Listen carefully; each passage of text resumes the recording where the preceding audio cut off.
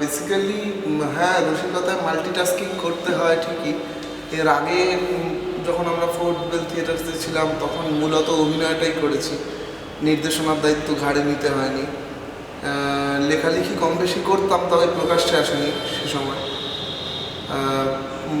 তো এই যে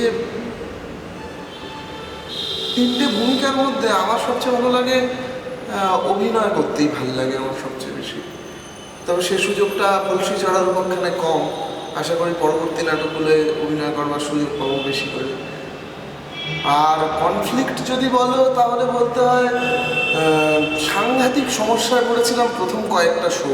মন দিয়ে অভিনয়ই করতে পারতাম না, মাথায় সবসময় ডিরেকশনের চিন্তাগুলো ঘুরতো যে এ কি ঠিক জায়গায় দাঁড়ালো, এই এই ডিজাইনটা কি ঠিকভাবে হলো, লাস্টের ডিজাইনটা কি ঠিকভাবে এক্সিকিউটেড হবে।